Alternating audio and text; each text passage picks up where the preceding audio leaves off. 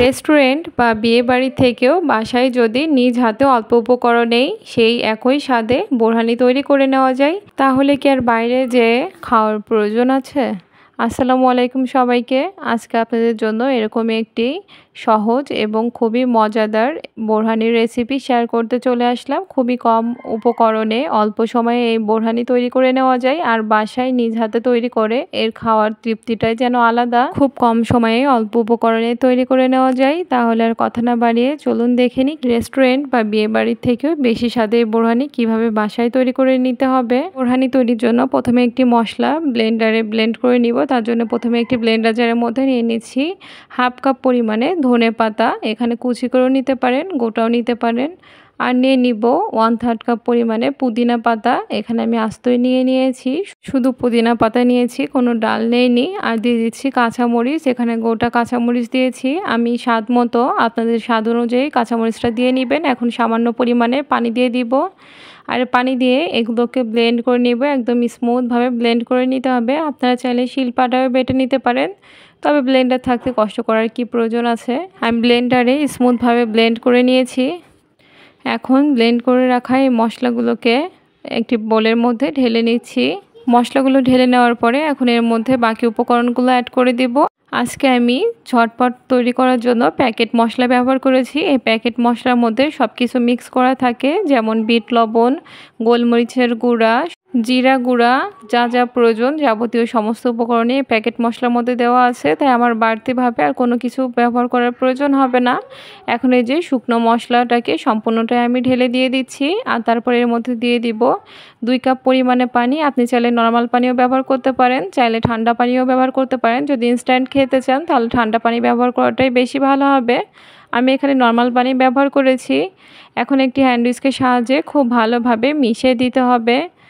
মেশানোর পরে এটি পরবর্তীতে সেঁকে নিতে হবে। এজন্য এখন এই পর্যায়ে খুব ভালোভাবে মিশিয়ে দিতে হবে, যাতে মশলাগুলোর ফ্লেভারটা এই পানির সাথে স্ট্রংলি থাকে।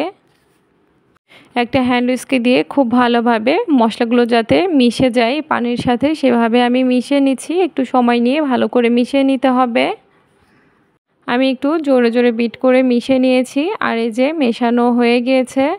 এখন এটাকে সেঁকে নেওয়ার পালা। তবে অনেকে সেঁকে নেয় না, সেঁকে নিলে একদম ফ্রেশভাবে বোরহানিটা তৈরি হয়। তাই আমি সেঁকে নিচ্ছি, এই যে ছাঁকনির সাহায্যে সেঁকে নিচ্ছি। আর বোরহানিটা যে পাত্রে আমি তৈরি করে নিব, আমি একেবারে সেই পাত্রে সেঁকে নিচ্ছি। সেঁকে নেওয়ার পরে অবশিষ্ট মশলাটুকু আমি হ্যান্ড উইস্কি বা চামচ দিয়ে প্রেস করে করে সমস্ত নির্যাসটুকু বের করে নিব, কেননা এর মধ্যে মশলার ফ্লেভারগুলো স্ট্রংলি থাকে। তাই একটুও ফেলে দেওয়া যাবে না, একদম ভালোভাবে চেপে চেপে এটাকে সমস্ত নির্যাসটুকু বের করে নিতে হবে। আর এই যে অবশিষ্ট অংশটুকু ফেলে দিয়েছি। এখন এর মধ্যে দিয়ে দিচ্ছি টক দই 2 কাপ পরিমাণে। আমি এখানে 2 কাপ পরিমাণে টক দই নিয়েছি, আপনারা চাইলে পরিমাণে বেশিও নিতে পারেন। তারপরে দিয়ে দিচ্ছি টমেটো সস 1/4 কাপ পরিমাণে। আর দিয়ে দিচ্ছি স্বাদ মতো চিনি। চিনিটা আপনাদের টেস্ট অনুযায়ী দিয়ে নেবেন। আমি 3 টেবিল চামচ পরিমাণে দিয়েছি। এখন একটি হ্যান্ড উইস্কের সাহায্যে খুব ভালোভাবে মিশিয়ে নিতে হবে। তবে আপনারা চাইলে ব্লেন্ডারে ব্লেন্ড করে নিতে পারেন, তবে এভাবে হ্যান্ড উইস্কে দিয়ে ভালোভাবে মিশিয়ে নিলেও হয়ে যাবে। একটু হাত দিয়ে জোরে জোরে বিট করে নিলেই একদম ব্লেন্ডারের মতোই পারফেক্টভাবে ব্লেন্ড হয়ে যাবে বা স্মুথ হয়ে যাবে। আর শেষের দিকে হাত দিয়ে একটু জোরে জোরে মিক্স করে নিব, এতে করে উপরে বাবলস ক্রিয়েট হবে। আর এখন এই যে কনসিস্টেন্সিটা দেখাচ্ছি, দেখুন কতটা ঘন বা পাতলা হয়েছে। আপনারা যদি এর থেকে পাতলা খেতে চান তাহলে একটু ঠান্ডা পানি অ্যাড করে দিতে পারেন।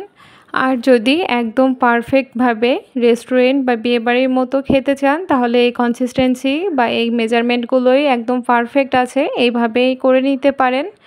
তো কথা বলতে বলতে কিন্তু আমার বোরহানি একদম রেডি হয়ে গিয়েছে। এখন আপনাদেরকে পরিবেশন করেও দেখাচ্ছি।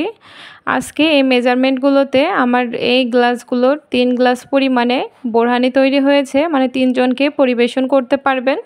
আর বোরহানিটা দেখতে কেমন হয়েছে কমেন্টে জানাবেন। আপ্যায়ন হোক বা নিজেদের বাসায় ঝটপট তৈরি করার জন্য হলেও এভাবে রেসিপিটি একবার হলেও ট্রাই করে দেখতে পারেন। আর বাসায় ট্রাই করলে অবশ্যই আমাকে কমেন্টে জানাতে ভুলবেন না।